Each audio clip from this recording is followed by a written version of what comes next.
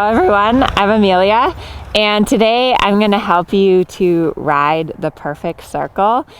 This is a little trick that I find really helpful because sometimes what happens is that when you're trying to ride a circle, that your horse is like constantly drifting to the outside.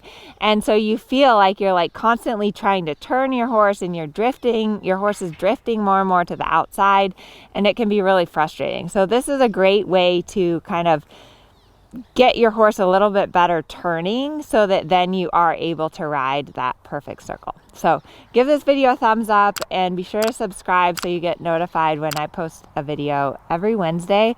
Also check out in the description box, I have a lot of free resources for you guys.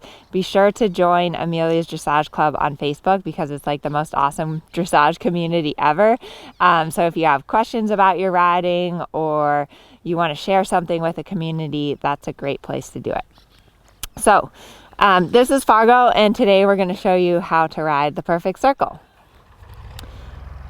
We are going to start off to the left, and I'm going to show you. So what happens, let me know if your horse is like this. So most horses are naturally what we call hollow left and stiff to the right.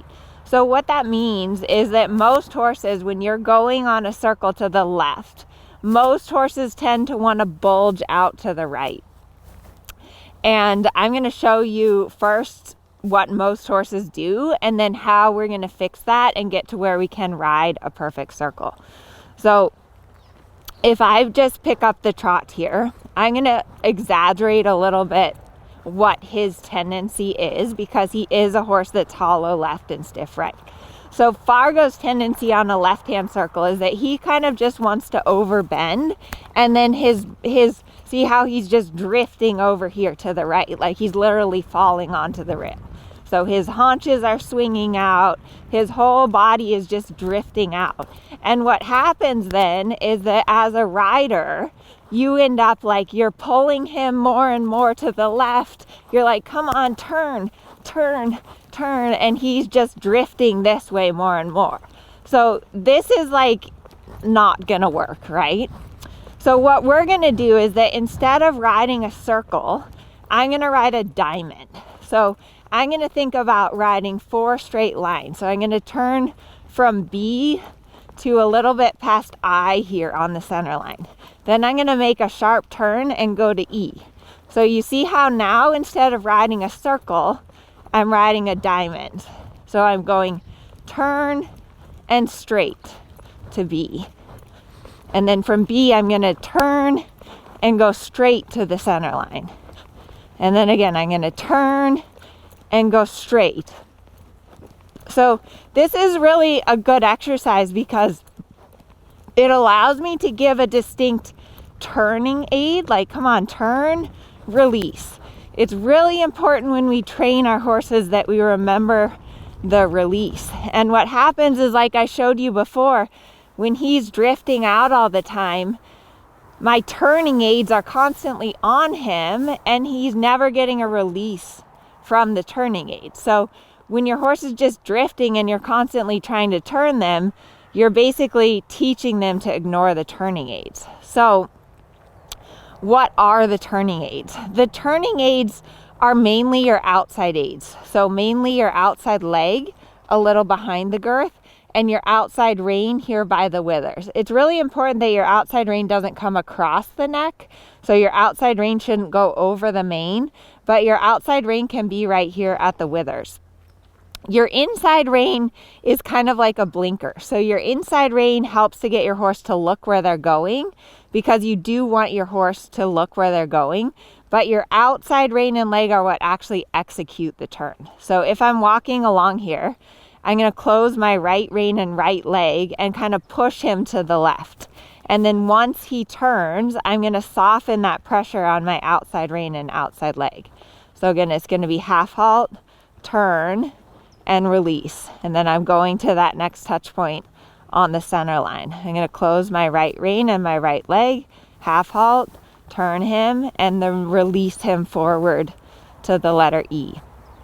So think about trying to ride this diamond shape And then once you are able to ride the diamond shape, you might, like, obviously if you ride a diamond in a test, right, the judge is going to be like, okay, well, that's not really a round circle. So once you feel like you've mastered the diamond shape, then what you might start doing is think about riding like a hexagon, so that it's kind of like turn, release, turn, release, turn, release. So you have like a few more little turns, but it's always really important to remember to get your horse to turn, soften, get your horse to turn, soften. So you put those turning aids on and then you soften your horse. And then same thing, of course, the other way.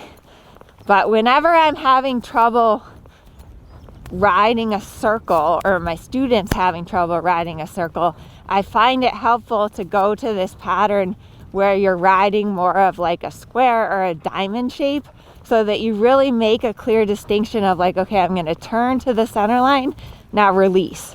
Turn to the center line, now release.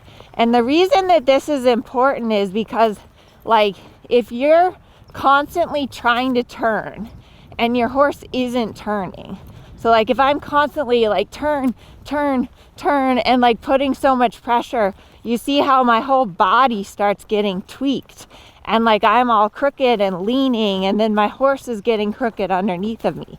So that's why it's important that when you're riding a circle, you make this distinction where you turn a little, soften, turn a little, soften, so that you don't end up always having the turning aids on your horse. Another really good thing if you're having trouble with your circles is to do a lot of changes of direction. So like, don't just dwell on one side, but go, you know, the hard way.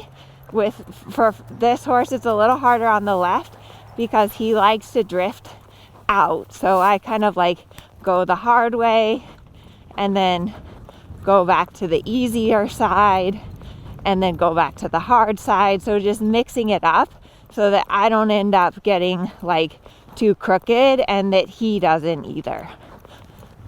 Good job, buddy. So I hope that this video was helpful. Like anything else, you know, the turning aids are the same as like your leg aids. So you want to like get your horse to turn, soften the turning aids. Get your horse to turn, soften the turning aids. If you're constantly holding on to those turning aids and you never find a place to release them, then your horse just starts to ignore them. So that's where sometimes doing like an extreme like 90-degree turn release, 90-degree turn release can be really helpful. Thanks for watching. Be sure to let me know in the comments if this is helpful and if you're going to give it a try. Also let me know which direction is harder for you to circle. And yeah, thanks for being here. We'll see you in the next video.